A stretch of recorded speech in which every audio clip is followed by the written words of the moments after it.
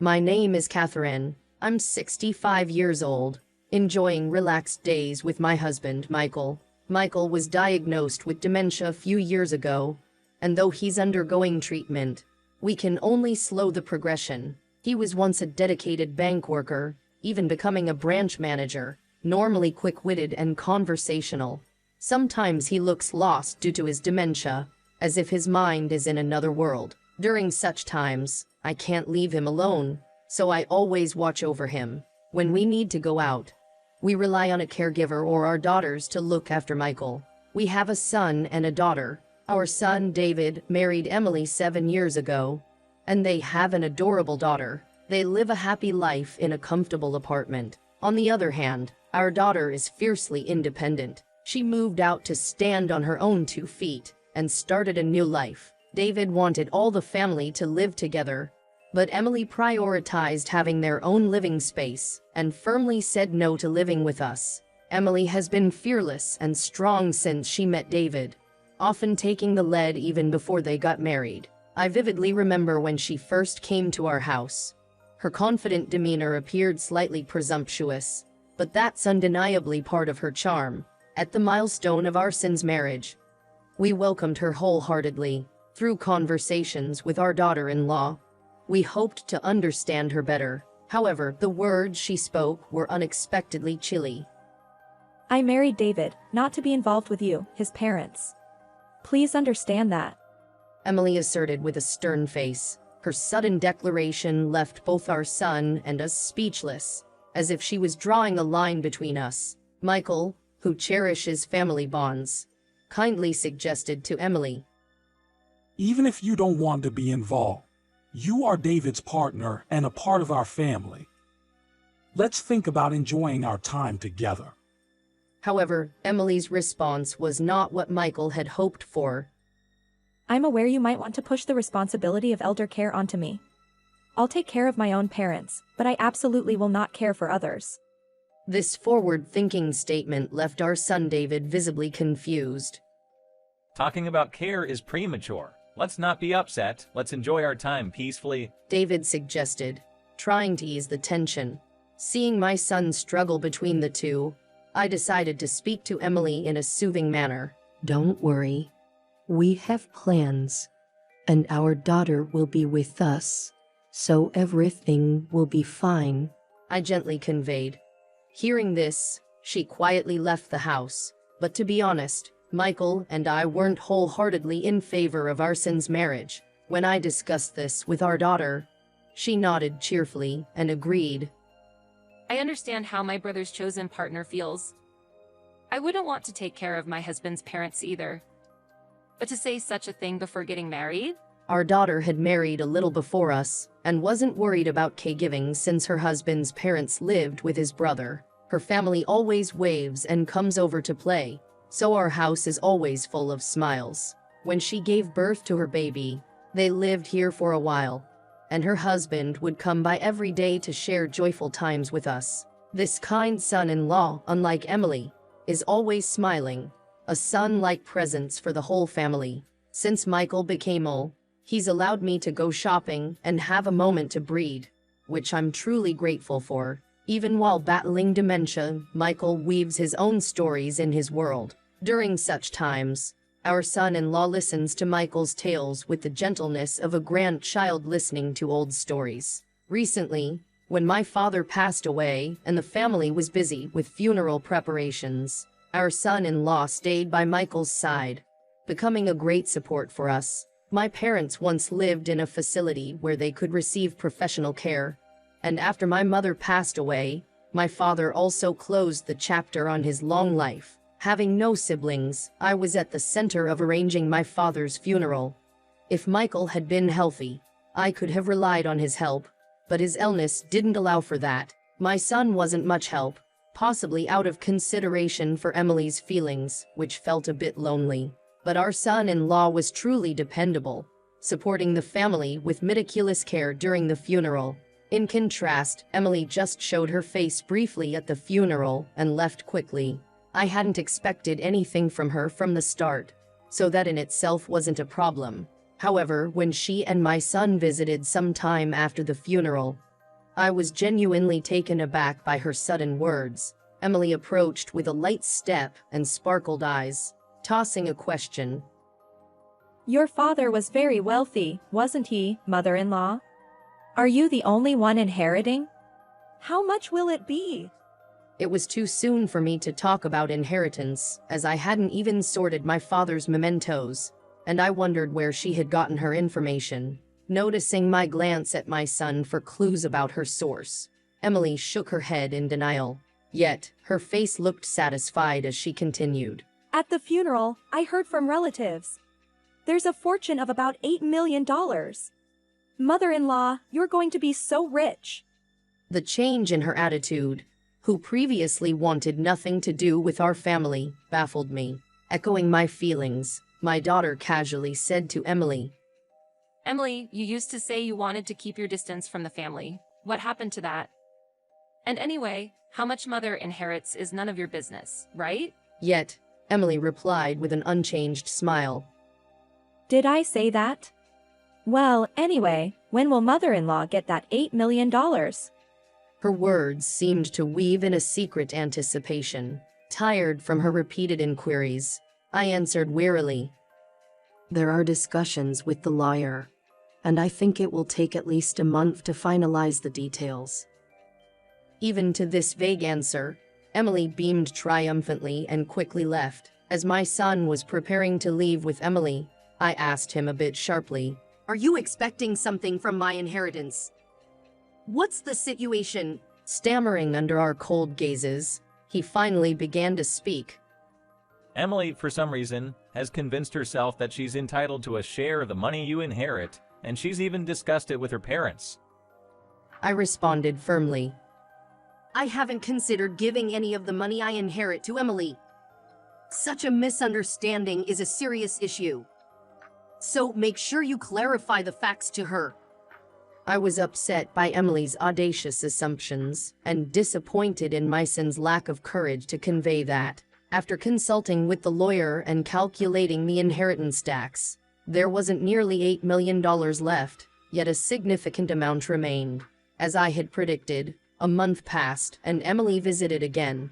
Starting a new commotion, Emily asked with a voice full of anticipation as if she couldn't wait for the month to pass. Mother-in-law, has the inheritance money come through yet? It's been exactly a month, so I came to check. While feeling wary of her slightly smug demeanor, I told a white lie about a delay in the procedures. Actually, the procedures haven't all been completed yet. I think it will be finalized shortly, though. As soon as she heard my answer, Emily's complexion changed, and she raised her voice, unable to hide her anger. What are you doing? You're the sole heir, so the procedure should be finished quickly. I've been waiting a whole month, and I came all this way for this. Taken aback by her sudden transformation, I felt anger internally at Emily's words, but was astonished by her impudence. At that moment, Michael appeared from the back room, looking concerned, and rebuked Emily's words. What are you saying? Such language is not acceptable towards family. With that attitude, you're not fit to be a daughter-in-law. Fortunately, Michael was lucid at that time and fully aware of Emily's behavior. Nevertheless, Emily was undeterred by Michael's scolding and adamantly pushed her point. Emily's words were sharp. Even you, father-in-law, are after mother-in-law's inheritance, aren't you? Trying to increase your share when I'm not around. You're really stingy. To such words, Michael responded with a voice filled with anger. What do you mean? Calling me stingy? That's outrageous. If you're going to be so rude, get out of my house. Michael shouted, showing no signs of dementia at that moment, and I felt a warmth in my heart, sensing his spirit. Emily, who seemed to have taken my story about the money not being transferred yet at face value, reluctantly went home that day. It appeared she was unaware of Michael's dementia. I had discussed Michael's condition with our son, but had asked to keep it from Emily to avoid it being spread, since Emily had said she did not want to be involved with the family. There was no need to go into details. Yet, Unexpectedly, the next day, we were to receive Emily's parents. That day, I was leisurely shopping with my daughter and grandchildren, trusting the son-in-law who was looking after Michael, unaware that Emily's parents would visit, thoroughly enjoying our shopping trip. On the day Emily and her family arrived and announced, they entered without hesitation and broached the subject of inheritance directly with Michael and the son-in-law. We heard that you came into a large inheritance. We were wondering if you could help us out a bit. We're considering renovating our house. To such a request, Michael responded calmly but firmly. Are you asking for a loan? Unfortunately, I cannot lend money without collateral.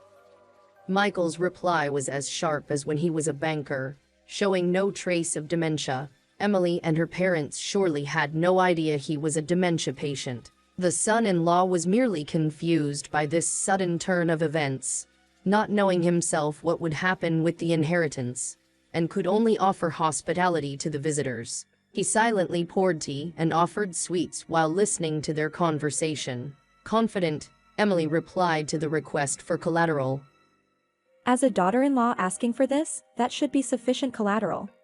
Her attitude conveyed a confidence that she was completely in control of the situation. Unconsciously reverting to his role as a former banker, Michael insisted on collateral to Emily's father's request. Emily's father, thinking assistance would be easily received, was bewildered by the unexpected request for collateral.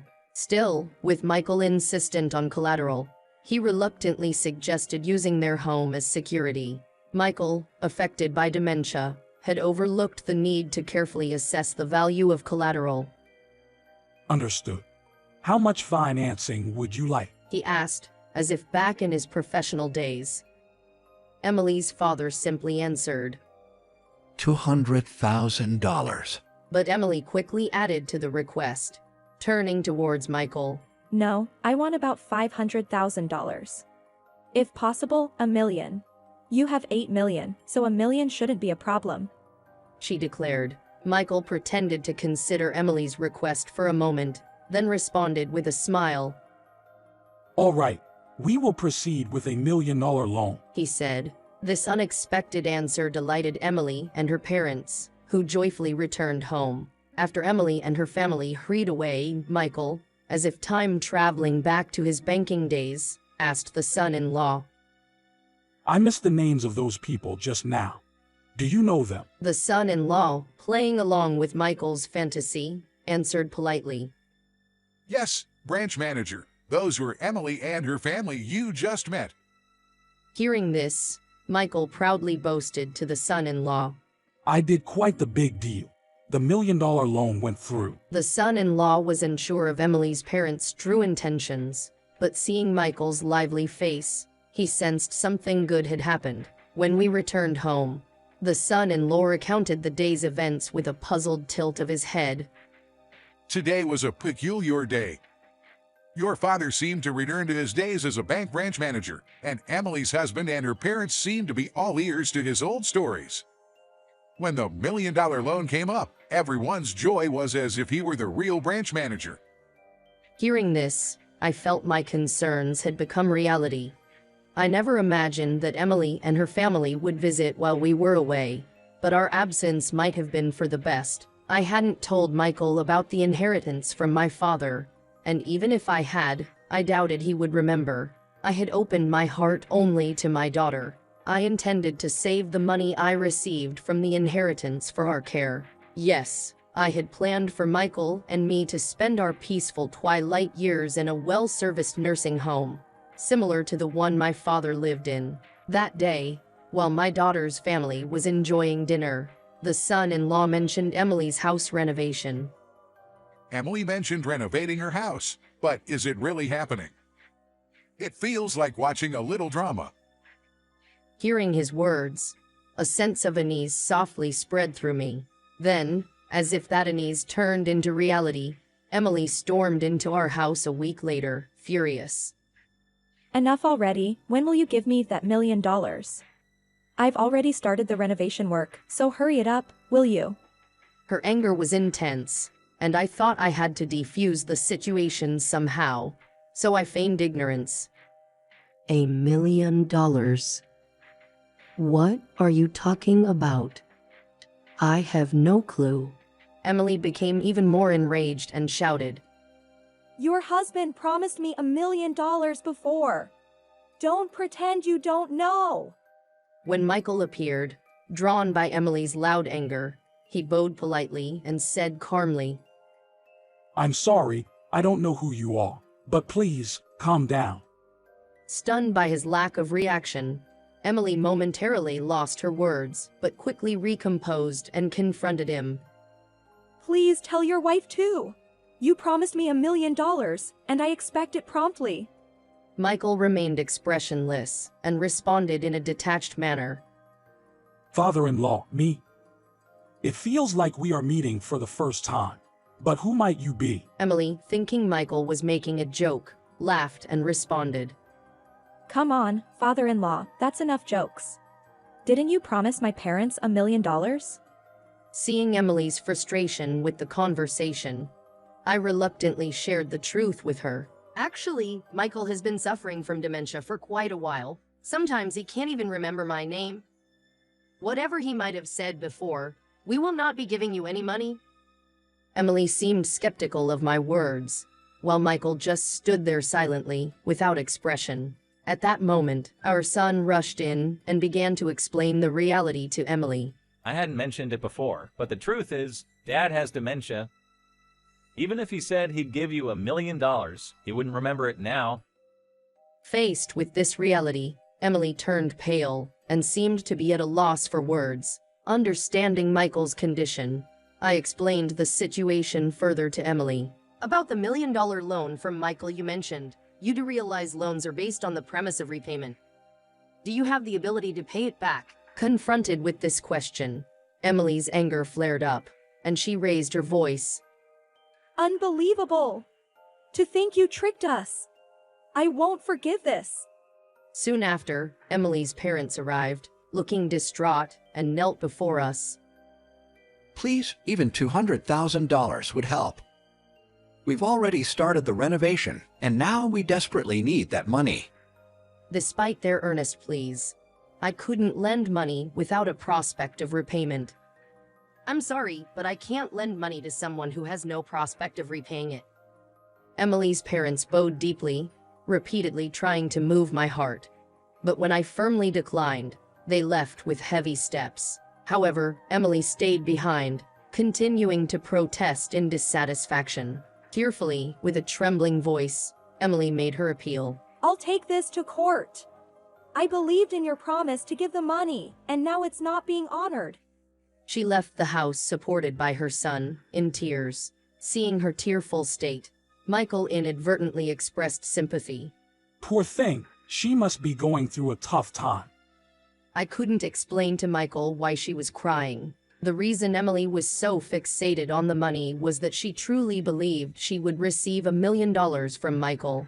Due to this delusion, she had made extravagant purchases on credit cards. Moreover, the contractor Emily's parents hired had a bad reputation and demanded full payment after only starting the work slightly. Emily likely came to me for help after the $1 million talk fell through. However, I was not involved in the loan Michael mentioned, so I couldn't extend a helping hand for her problem.